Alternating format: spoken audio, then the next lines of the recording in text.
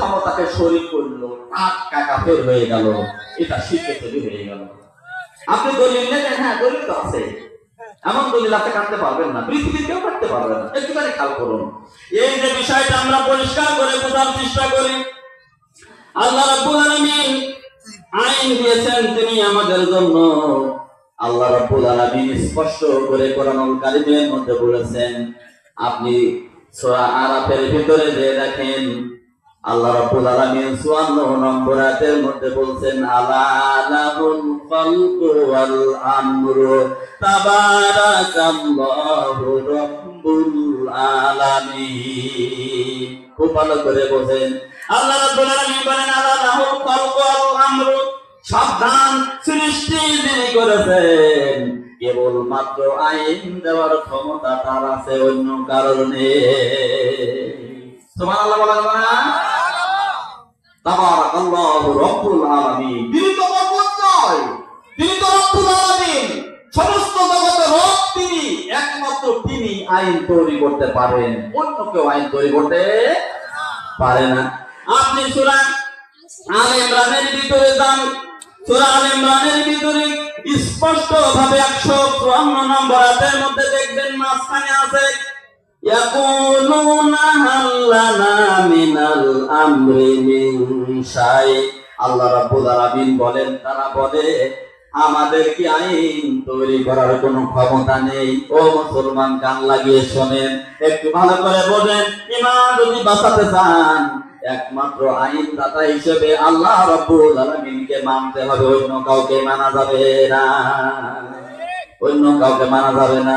আপনি যদি বলেন ঠিক তারপরেও ঠিক, আপনি যদি বলেন ভুল তারপরেও ঠিক, ভুল বললেও আপনি বলবেন, ঠিক বললেও বলবেন, কিন্তু যা বলছি প্রত্যেক কথার পিছনে দলিল আছে।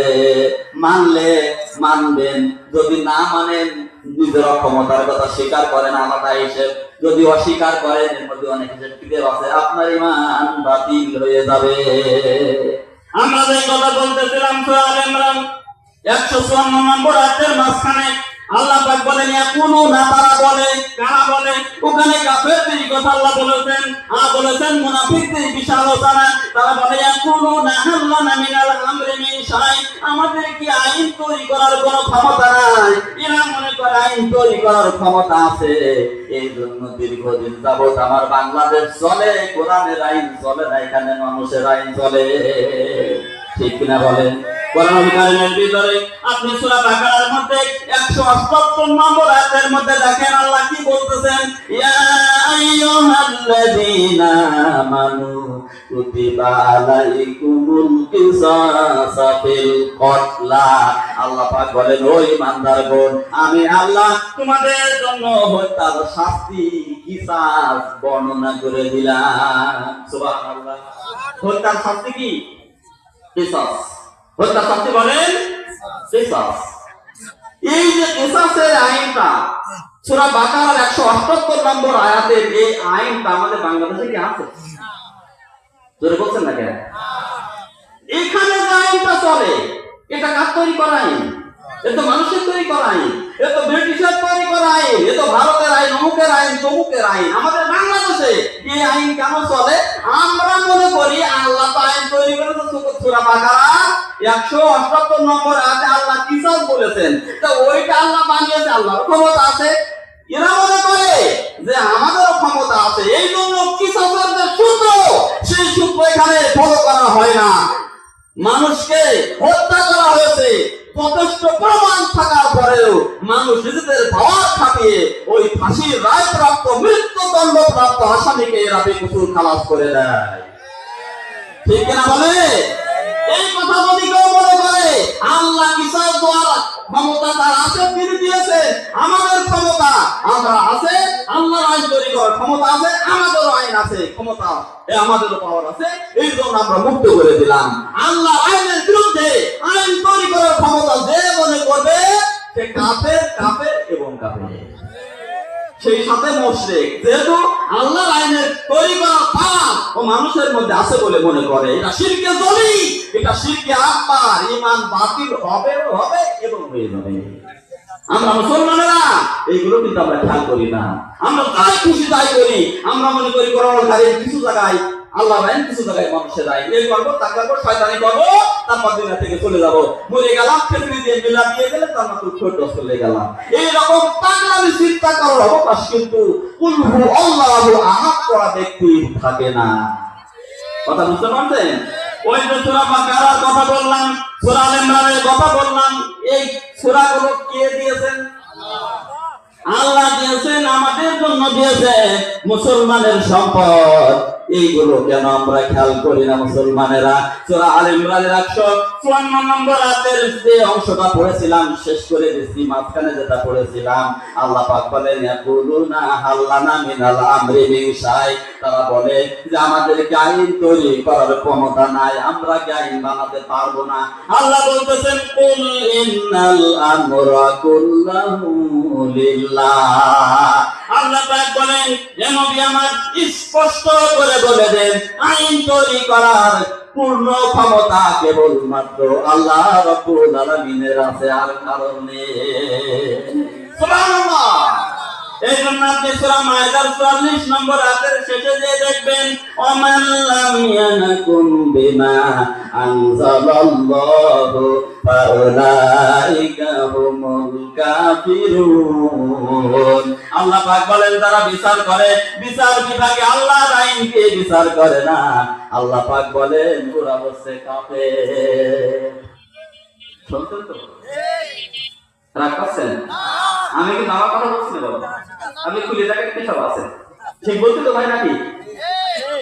আল্লাহ বলেন ওয়ামাল্লাম ইয়াহকুম, যে হুকুম দেয়, বিচার করে, ফয়সালা করে বিমা আনজালাল্লাহ, অথচ আল্লাহ যেটা দিয়েছেন ওইটা মানে না, নিজের ইচ্ছে মতো বিচার করে, সে হচ্ছে কি কাফের। আল্লাহ পাক কাফের বলেছেন। কাফের বলার কারণ হচ্ছে এই, যদি কেউ ওইটা অস্বীকার করে, যদি কেউ আল্লাহর আইনটাকে কি করে অস্বীকার করে, সে কাফের হয়ে যায়। এরপরে দেখেন 45 নম্বর আয়াতের শেষে ওমান লাম ইয়াহকুম বিমা আনজালাল্লাহু ফাউলাইকা হুমুজ জালিমুন। আল্লাহ রাব্বুল আলামিন বলেন যে বিচার করে আল্লাহর আইন দিয়ে নয়, আল্লাহর আইন দিয়ে যারা বিচার করে না তারা হচ্ছে জালেম। তারা কি বলেন? জালেম। এই জালেম শব্দটা কিন্তু কাফেরের চাইতেও বেকায়দা। জালেম কি? কাফেরের চাইতেও বেকায়দা। এই জালেম জুলুম, সবচাইতে বড় জুলুম হলো শিরক করা। সবচাইতে বড় জুলুম কি? শিরক করা।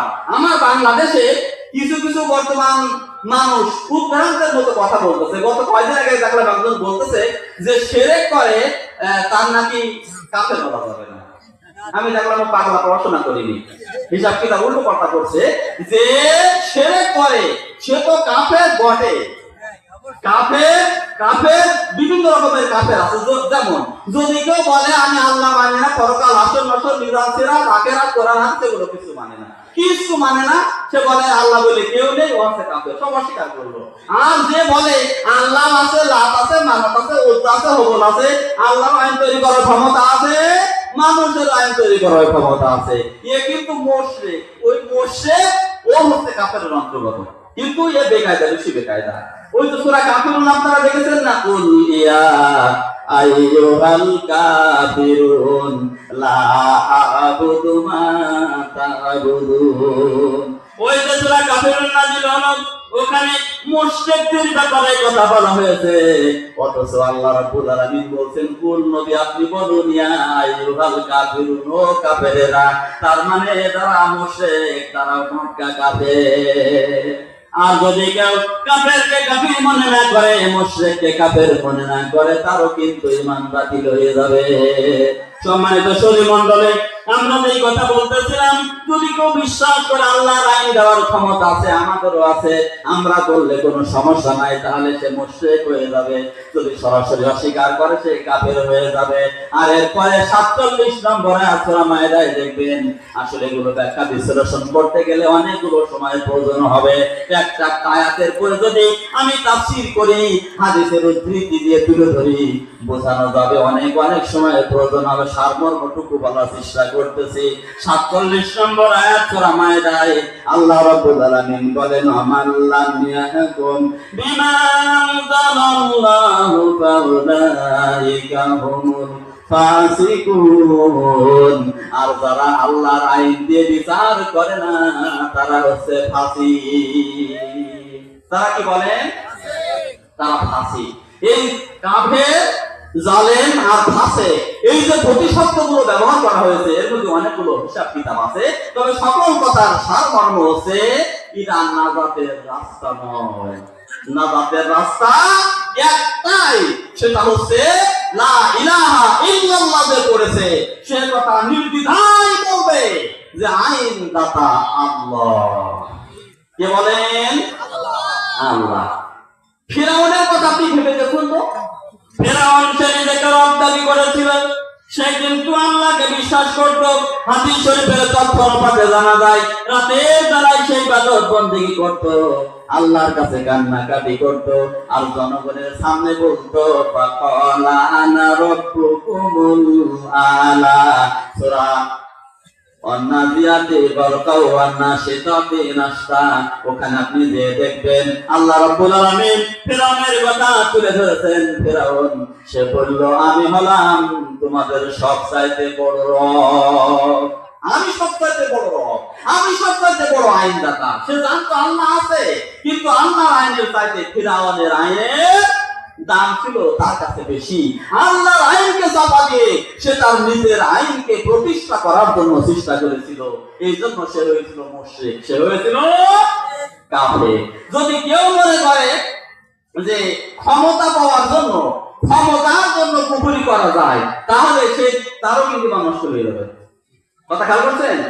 যদি কেউ মনে করে যে আমরা রাষ্ট্র ক্ষমতা আলাদা জিনিস আর ধর্ম আলাদা জিনিস, ক্ষমতা পাওয়ার জন্য যা খুশি তাই করা যায়, ধর্ম একটা আর ওই রাষ্ট্র পাওয়ার, রাষ্ট্র পরিচালনা একটা আলাদা পাওয়ার, এই কথা যদি কেউ বলে তার ঈমান কি হয়ে যাবে?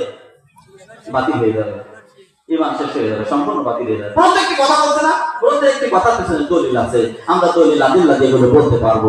স্পষ্ট করে বোঝানোর জন্য চেষ্টা করলাম যে কুল হু আল্লাহু আহাদ, এই ব্যাপারে যদি আমরা দ্বিমত পোষণ না করি, যদি আমরা আল্লাহকে এক বলি, তাহলে আমাদের আইনদাতা হিসেবে কাকে মানতে হবে? আল্লাহকে। যদি আল্লাহকে আইনদাতা না মেনে যদি আমরা আল্লাহকে কিছু আইনদাতা মানি আর কিছু আইনদাতা মানুষকে মানি, তাহলে কি হবে? শিরকে আকবার হয়ে যাবে, ঈমান কি হবে? আপনারা বলেন, বাতিল হয়ে যাবে। এরপরে লক্ষ্য করুন, এই শিরকে আকবারের মধ্যে আরেকটা বিষয় আমাদের বাংলাদেশে খুব চলে, সেটা হচ্ছে আমরা অনেক সময় দেখেছি জ্যান্ত পীর অথবা মরা পীর অথবা গাছপালা অথবা কুমির অথবা অন্য কোন প্রাণীর কাছে মানুষ অনেক চাওয়া পাওয়া করে, আছে না? বলে এরা মনে করে করলে কিছু হয় না। গত কয়েকদিন আগের কথা বলি, হযরত খান জাহান আলী রাহমাতুল্লাহি আলাইহি উনি ভূমি আছেন কোন জায়গায় বলেন? বাগেরহাটে। ওখানে বড় দিঘি আছে, দিঘিতে আছে একটা কুমির, বেশ অনেকগুলো কুমির বোধহয় আছে। গত কয়েকদিন আগে দেখলাম ওখানে যে আল্লাহর একজন বান্দি দেখলাম লা ইলাহা ইল্লাল্লাহ খানি জিকির করলে আরো কিছু দোয়া কালাম পড়লে উনি ওই দিঘির কাছে যে ওই কুমিরের কাছে অনেক কিছু চাচ্ছেন। কার কাছে চাচ্ছেন? কুমিরের কাছে। এখান থেকে মাছ দিয়ে হবে না। এখন সব জায়গায় তো মানুষের হাতে ফোন আছে না, ক্যামেরা। একজন ওখান থেকে ওই মহিলা মানুষ বেশ গাটা বেশ ভালো করে ঢাকা, মনে হচ্ছে ধার্মিকা মহিলা, চেহারা মনে হচ্ছে একটা ধার্মিকা, বেশ সুন্দর করে দিয়ে একেবারে সেই নামাজেরা মাথায় কাদায় বসে ওই রকম দিকে কাদায় বসে ওই কুমিরের কাছে যাচ্ছে, কুমির তুমি দেখা দাও কথা শুনে খুব জোর দিয়ে বলছে। আর এই পাশে যারা ছিল ওরা কোথায় কিনা ওটা ওই মোবাইল ফোনে বা অন্য কোনো ক্যামেরা রেকর্ড করে ওটা দিয়ে দিয়েছে। পরে ওটা আমি দেখি, আপনারা দেখছিলেন কিছু ভাই বলছেন দেখেছেন। তো ওই যে কুমিরের কাছে চাওয়া হচ্ছে। আল্লাহ রাব্বুল আলামিন এই ব্যাপারটা স্পষ্ট করে দিয়েছেন সূরা হামিম সিজদা, সূরা ফুসিলাতের ভিতরে আল্লাহ রাব্বুল আলামিন 37 নম্বর আয়াতের মধ্যে বলেন, ওয়া মিন আয়াতিহিল লাইলু ওয়ান নাহার والشمس والقمر لا تسجدوا للشمس ولا للقمر واسجدوا لله الذي خلقهن إن كنتم إياه تعبدون আল্লাহ রাব্বুল আলামিন বলেন আল্লাহ পাকের নিদর্শন আছে তিনি চন্দ্র তৈরি করেছেন সূর্য তৈরি করেছেন আল্লাহর অনেক নিদর্শন চন্দ্র সূর্য এগুলো আল্লাহ রাব্বুল আলামিন তৈরি করেছেন এদেরকে সিজদা দিও না এদেরকে সম্মাননা দিও না এদের কাছে কোনো কিছু চেও না সূরা আরাফের মধ্যে আল্লাহ পাক বলেন ইন্নাল্লাযীনা তাদউনা মিন দুনিল্লাহি ইবাদুন আমসালুকুম আল্লাহ পাক বলেন বান্দারে তোমরা যাদের কাছে ডাকাডাকি করো এটা গাছ হতে পারে এটা পাথর হতে পারে জীবিত মানুষ হতে পারে মৃত মানুষ হতে পারে এটা মূর্তি হতে পারে বিভিন্ন দেব-দেবী যেগুলো ডাকো আল্লাহ পাক বলেন বান্দা তুমি যেমন আমার গোলাম তুমি যেমন আমার দাস তুমি যার কাছে ডাকতেছো ও তো আমার দাস কাজে একজন দাস আর একজন দাসের মনের আশা কি পূরণ করতে পারে আপনারা বলে এই জন্য আমরা যে জিনিসগুলো দেখি মানুষ পীরের কবরে যে সিজদা করে ওই কবিকে সিজদা করে কচ্ছপকে সিজদা করে গত কয়েকদিন আগে একজন আলেম আমার সাথে কথা বললেন আমি তার কাছ থেকে অনেক কথা শুনলাম উনি বললেন প্রত্যক্ষদর্শী উনি একটা পীরের কবরে গিয়েছিলেন সেখানে কচ্ছপ পোষা আছে একজন মানুষ লম্বা জামা গায়ে মুখে দাঁড়িয়ে আছে মাথায় টুপি আছে ওই কচ্ছপের পায়ে সিজদা করতেছে জোরে নাউজুবিল্লাহ আমার জীবনে বিভিন্ন জায়গায় ঘোরার তৌফিক হয়েছে আপনাদের দোয়ার বরকতে দেশে বিদেশে অনেক জায়গায় প্রোগ্রাম করার সুযোগ হয় আল্লাহ কথা বলার তৌফিক দেন আমি আমার নিজের চোখে দেখেছি চেহারা দেখলে আপনি অবাক হয়ে যাবেন এত সুন্দর চেহারা লম্বা জামা গায়ে আমি নিজে দেখেছি দাড়ি আছে সুন্দর দাড়ি আছে মাথায় টুপি আছে অথচ ওই পীরের কবরে দিয়ে সিজদা দিয়ে কান্নাকাটি করতেছে পীরের কাছে ছেড়ে যাচ্ছে আমি লোকমান আমার নিজের কানে তা শুনেছি নাউজুবিল্লাহ বলে চিন্তা করতে পারেন পীরের কাছে যে ওই কবরের কাছে যে কান্নাকাটি করতেছে ওর কাছে সন্তানাদি কামনা করছে আমার ছেলে দাও মেয়ে দাও অমুক দাও তমুক দাও এগুলো হচ্ছে শিরকে আকবার কি বলেন শিরকে আকবার শিরকে ঝোলি ঈমান বাতিল হয়ে যাবে আপনারা কি রাগ করতেছেন খারাপ লাগতেছে পর্দায় করে যাচ্ছি আমাদের জন্য যা প্রয়োজনীয় এখান থেকে আমরা কিছুটা দিক নির্দেশনা নেওয়ার জন্য চেষ্টা করতেছি আল্লাহ পাক যেন আমাদের আমল করার তৌফিক দান করেন সবাই বলেন আমিন আমরা যে কথা বলতেছিলাম দেখে বলেন লা ইলাহা ইল্লাল্লাহ লা ইলাহা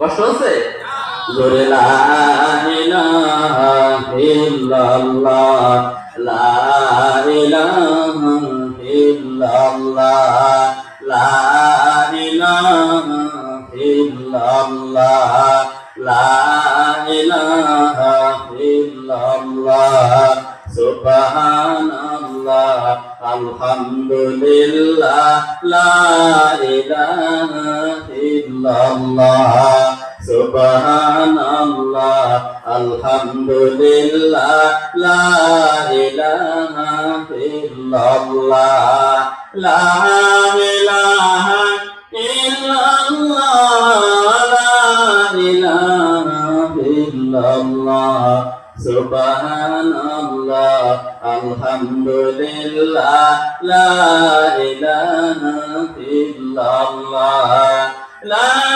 ইলাহা ইল্লাল্লাহ মুহাম্মাদুর রাসূলুল্লাহ সাল্লাল্লাহু আলাইহি ওয়াসাল্লাম আপনারা বলুন যদি কেউ কোন জীবিত পীর অথবা মৃত পীর অথবা কোন আলেম তার কাছে যদি বলে আমার একটা ছেলে দান করেন কি হবে কি হবে কোন শিরক শিরকে আকবার বলেন সবাই শিরকে আকবার এতে কি হবে ঈমান বাতিল হয়ে যাবে ঈমান কি হবে বাতিল হয়ে যাবে সূরা সূরার ভিতরে আল্লাহ রাব্বুল আলামিন 50 নম্বর আয়াতের মধ্যে বলেন ইয়াকুমা ইয়াশা ইয়াহাবু লিমান ইয়াশাউ ইনাসা ওয়া ইয়াহাবু লিমান ইয়াশাউ যুকুর আও ইউসাউযুহুম যুকরানা ওয়া ইনাসা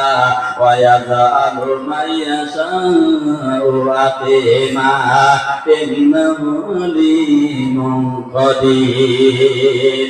আল্লাহ রাব্বুল আলামিন বলেন, বান্দারে আমি যা খুশি তাই করতে পারি, আমি যারে খুশি মেয়ে সন্তান দান করি, যারে খুশি ছেলে দেই, যারে খুশি ছেলে দেই মেয়ে দেই, যারে খুশি কিছু দেই না। সকল ক্ষমতার মালিক ইন্নাহু আলিমুন কাদির, তিনি সব জানেন, সকল ক্ষমতার মালিক তিনি। কাজেই কোন মানুষ যদি কবরের কাছে গিয়ে সন্তান কামনা করে শিরকে ধরে, শিরকে একবার সঙ্গে সঙ্গে ঈমান বাতিল হয়ে যাবে। ধরে কন্যা নাউযুবিল্লাহ। এই জন্য মুসলমানেরা আমার বাংলাদেশি যে চিন্তাগুলো খুব বেশি বেশি কাজ করে, সেটা হচ্ছে মানুষ ভাগ্য ভালো করার জন্য খাজা বাবার দরবারে যায় না যায়? খাজা বাবা ভাগ্য ভালো করবে? আপনারা বলেন ভাগ্য ভালো করার মালিক কে? আল কদরি খাইরিহি ওয়া শাররিহি মিনাল্লাহি তাআলা। ভালো মন্দ তা কিছু হয় তাকদীরের ফয়সালা আল্লাহ রাব্বুল আলামিনের পক্ষ থেকে হয়। কাজেই যদি কোনো মানুষ বিশ্বাস করে যে অমুক আমার ভাগ্য ভালো করে দেবে, শিরকে আকবার, ঈমান বাতিল হয়ে যাবে। সম্মানিত সুধী মণ্ডলী, এই যে বিভিন্ন রকমের দেব-দেবীর পূজা করা হয়, মূর্তি পূজা করা হয়, এটাও শিরকে আকবার। ওদের সাথে আমাদের কোনো সম্পর্ক নাই। এই বিষয়গুলো আমাদের ভালোভাবে বুঝতে হবে। ঈমান যদি হারিয়ে যায়, সব হারিয়ে গেল। আর ঈমান যদি থাকে, আল্লাহর কাছে আশ্রয় পাওয়া যাবে, ঠিক কিনা বলে? আর এক রকমের শিরক আছে, যেটাকে শিরকে আসগার বলা হয়, শিরকে খফি বলা হয়। ওই শিরকে কিন্তু ঈমান বাতিল হয় না, কিন্তু ওই শিরক করার কারণে জাহান্নামে যাওয়া লাগবে। আল্লাহ রাব্বুল আলামিন কোরআনুল কারীমের ভিতরে সূরা কাহফের ভিতরে 110 নম্বর আয়াতের মধ্যে বলেন, আসলে বিস্তারিত বলার সময় আমার হাতে নাই, সারমর্ম আপনাদের কাছে তোলার চেষ্টা করছি। বড় শিরক নিয়ে কিছু কথা বলেছি, ওই শিরকগুলো যদি ক্লিয়ার ভাবে আলোচনা করি কয়েক ঘন্টা সময় লাগবে, সেদিকে যাচ্ছি না। শিরকে আকবার আপনারা বুঝতে পেরেছেন যে আল্লাহর সাথে যদি কাউকে অংশীদার সাব্যস্ত করা হয়, আল্লাহ জাতের সাথে সিফাতের সাথে শিরকে আকবার হয়ে যাবে। আর শিরকে আকবার হলো এইটা করলে ঈমান বাতিল হয় না, কিন্তু জাহান্নামে যাওয়া লাগবে। যেমন যদি কোনো মানুষ যে ভালো কাজটা আল্লাহর জন্য করতে হয়, ওই কাজটা যদি কোনো মানুষের জন্য করে, রিয়া হয়ে যায়। রিয়াটা ছোট সেরে কি হয় বলেন? রিয়া। রিয়া কি জিনিস? মানুষকে দেখানোর জন্য। ওই কাজটা কিন্তু মূলত হারাম না, ওই কাজটা কিন্তু মূলত শিরকের কাজ না, কিন্তু নিয়তের কারণে শিরক হয়ে যায়। যেমন নামাজ